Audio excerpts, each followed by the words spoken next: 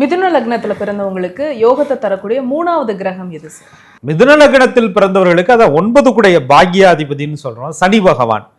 அவங்க என்ன சொல்லுவாங்கன்னா, அவர் தான் 8ஆம் அதிபதி ஆச்சுல, எப்படி யோகத்தை கொடுப்பார் அப்படின்னா, 8ஆம் அதிபதியாக இருந்தாலும் 9 கூடைய ஆதிபத்திய அமைப்பு வர்றதுனால அவர் பெரிய கடுமையான பலன்களை தர்றதில்லை.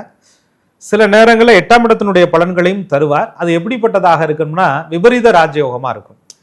அந்த யோகத்தை அனுபவிக்கிறதுக்கு குடும்பத்தை விட்டு பிரிஞ்சிருக்க வேண்டிய சூழல், எப்பயாவது ஒருக்கா வந்துட்டு போகிற மாதிரி, அலைச்சல், மறைவு பெற்ற வாழ்க்கை, வெளியில் போய் வாழ்கிறது, அவங்களுக்கு எல்லா விஷயமும் கிடைக்கும், ஆனால் அது வெளியில் யார்ட்டையும் காட்ட முடியாது. அந்த மாதிரி ஒரு அமைப்புகளை சனி பகவான் கொடுப்பார். அதே 9 கூடைய பாக்யஸ்தானமாக அவர் ஜாதக கட்டத்தில் மிதுன லக்னத்தில் பிறந்தவர்களுக்கு ஒரு ஆட்சி உச்ச நிலையில், உச்சம்னு வந்துட்டாலே லக்னத்துக்கு 5ஆம் இடம் பஞ்சமஸ்தானத்தில் திரிகோண பலன் அவருக்கு கிடைச்சிடும். 5ஆம் இடத்துல உச்சம் அடைகிறார். 9 கூடைய கோணாதிபதி மறுகோணத்திலே லக்னத்திற்கு பஞ்சமத்திலே வந்து உச்சம் பெறுவது மிதுனத்திற்கு யோகம்.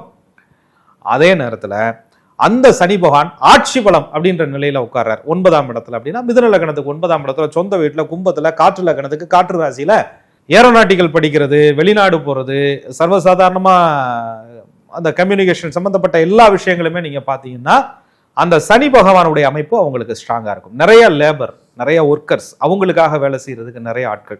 ஒரு தனி மனிதன் சம்பாதிப்பது, ஒரு தனி மனிதனுக்காக பல பேர் சம்பாதித்து கொடுப்பது, இதுதானே வளர்ச்சி.